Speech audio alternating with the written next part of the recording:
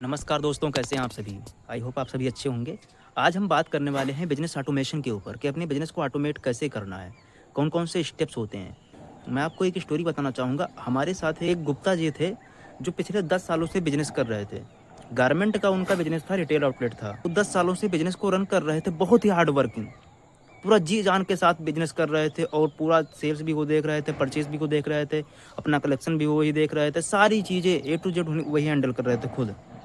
उनकी टीम थी, लेकिन सारी चीज़ें खुद हैंडल कर रहे थे।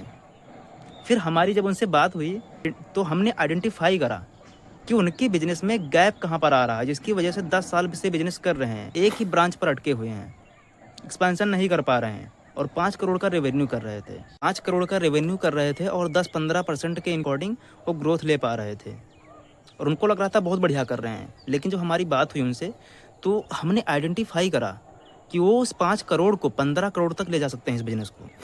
उनका जो बिज़नेस था फाउंडर डिपेंडेंट था। तो एज़ अ बिज़नेस ओनर हमारा रोल होना चाहिए ग्रोथ ओरिएंटेड टास्क पर, और जो भी ऑपरेशंस के टास्क हैं उसको हमें हमें डेलीगेट करना होगा टीम को।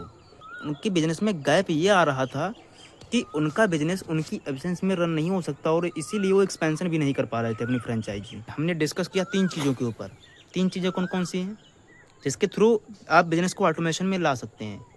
3 चीज़ें होती हैं पीपीटी, यानी पीपल प्रोसेस टेक्नोलॉजी। पीपल के अंदर ऐसी चीज़ें होती हैं, या तो आपके पास में ऐसा मैन पावर होना चाहिए जो आपकी एब्सेंस में आपके बिज़नेस को मैनेज कर पाए।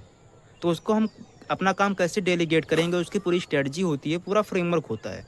और अगर आपके पास ऐसी कैपेबल मैन पावर नहीं है, तो आपको एक कैटेगरी मैन पावर बिल्ड करना अपनी टीम में, जिससे आप अपनी सारी चीज़ों को डेलीगेट कर पाएँ उस पर्सन को, जो आपकी एब्सेंस में आपके बिज़नेस को प्रॉपर तरीके से मैनेज कर पाए स्टेप बाय स्टेप।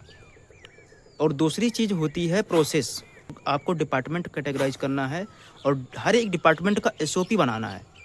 जो भी रिपीटेबल काम है, उसको आपको मैनुअल पर नोट करना है, ताकि कोई भी नया बंदा आए तो उसको सीख कर वो अगले उस 2-3 दिन के अंदर उस काम को सेम आउटपुट के साथ में कर पाए।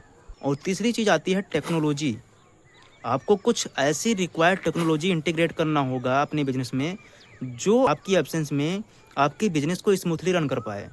आप सारी चीज़ों को 3 से 4 घंटे के अंदर मेज़र कर पाएँ कि आज हमारे बिज़नेस में क्या-क्या हुआ, कितना सेल हुआ, कितना रेवेन्यू हुआ और कितना अभी स्टॉक हमारे पास में अवेलेबल है, कितने एम्प्लॉयी ने कितना काम किया, सारी चीज़ों को आप ट्रैक कर पाएँ। तो मैंने आपको बताया पीपीटी, पीपल प्रोसेस टेक्नोलॉजी, इन 3 चीज़ों के ऊपर अपने बिज़नेस को ऑटोमेट कर पाएँगे। आज के लिए इतना ही। धन्यवाद।